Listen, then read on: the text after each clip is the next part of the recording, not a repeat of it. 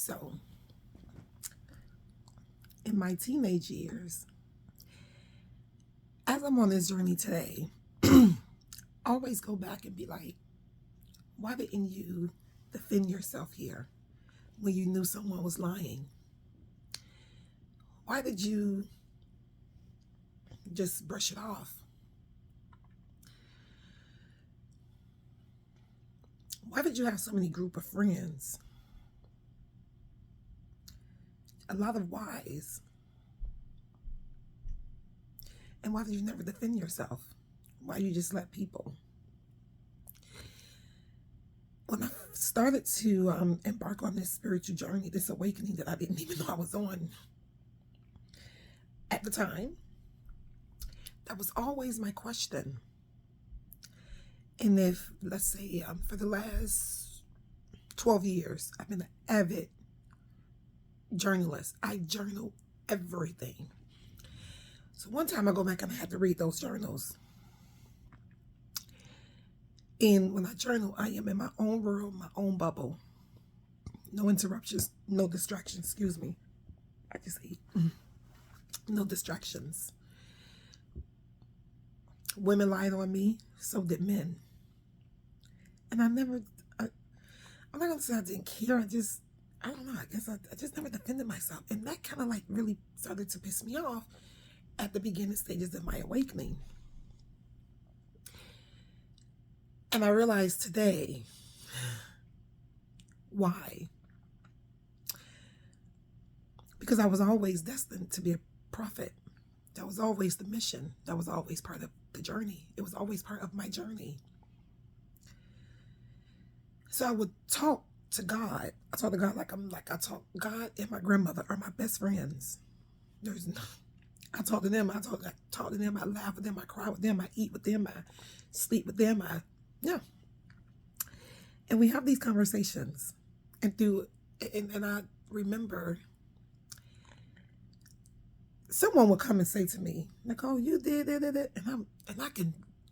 I thought maybe because I'm the only person that's seeing things, I was schizophrenia, or I thought I was having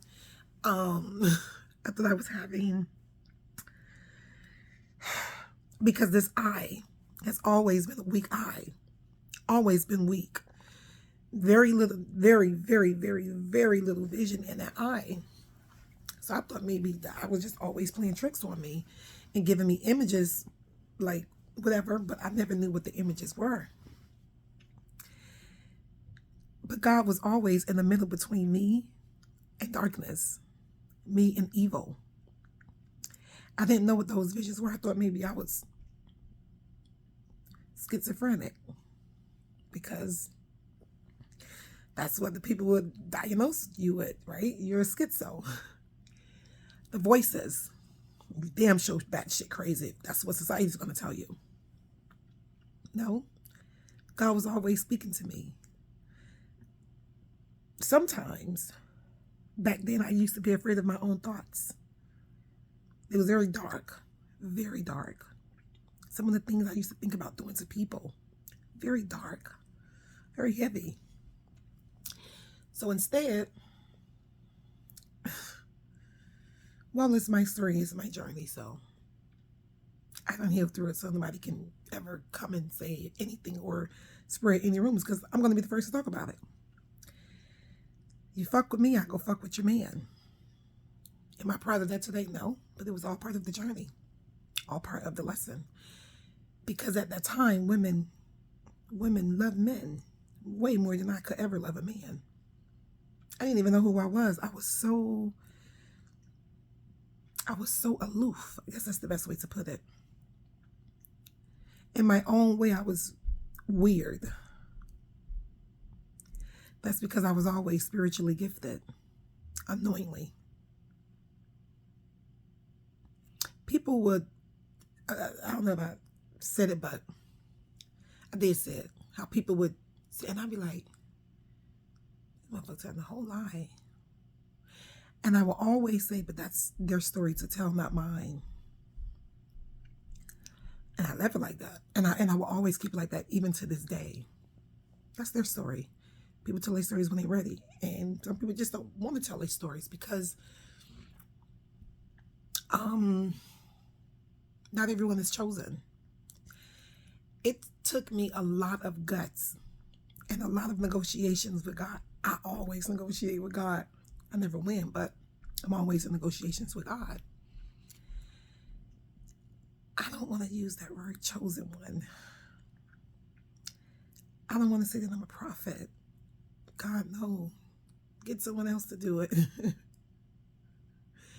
God, I don't want to talk about witchcraft. Get someone else to do it. God, I don't want to talk about demons. Get someone else to do it.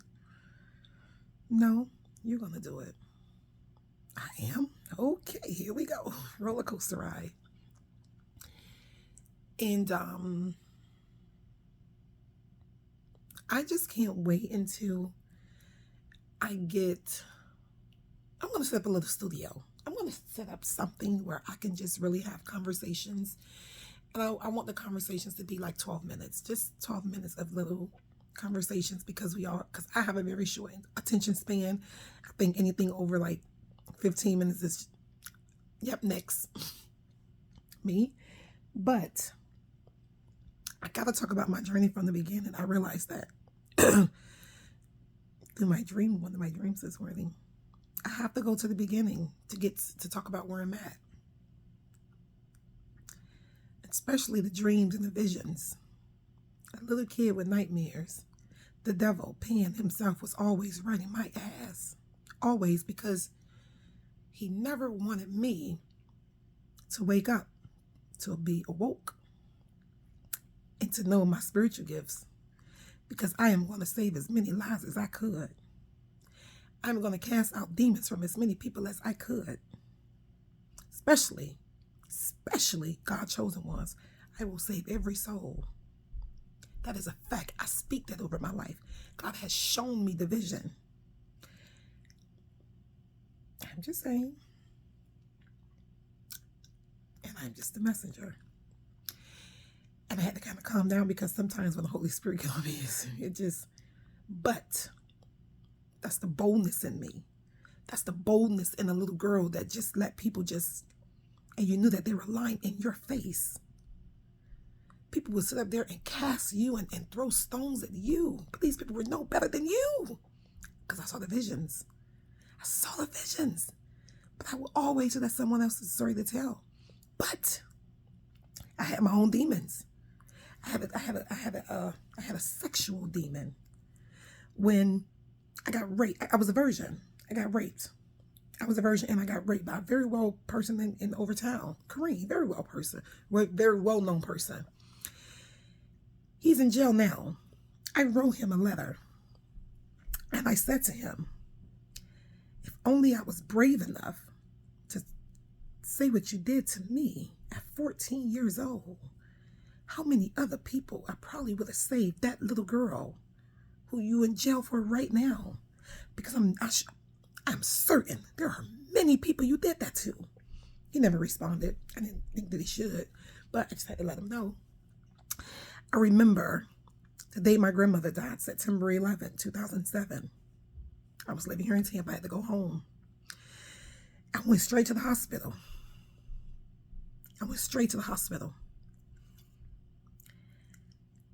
And everybody left out.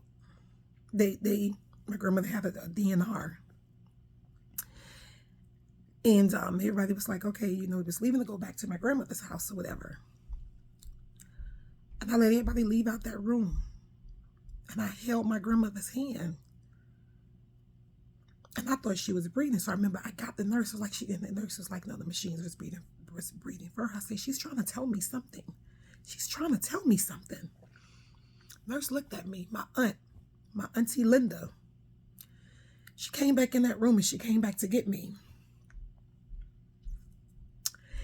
I knew what my grandmother was. I didn't know then, but I know what she was trying to tell me today. Nicole, you're going to be the one. You're going to save your family. You're going to heal every covenant that was made on your family bloodline. You're going to be the one to break every covenant. You're going to break that yoke. That's what you're going to do. And I am. Because I know she's going to protect me. See, here, I'm no one. I'm just Nicole.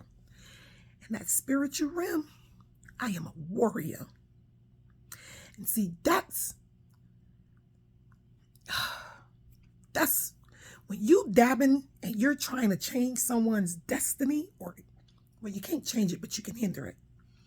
When you hinder someone's destiny and magic, you got to know who they are in that spiritual realm. I got a person that can attest to who watch over me in the spiritual realm. So I didn't need it here. That's why I didn't have to know about witchcraft. Everything on my journey, it was all a part of the plan for me to be here today. It was all part of it. When I make these videos,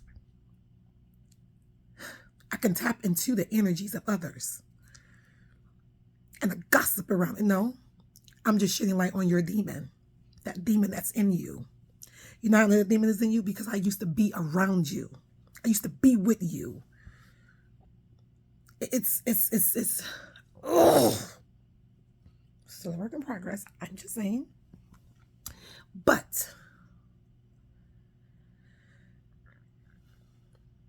I'm coming for every demon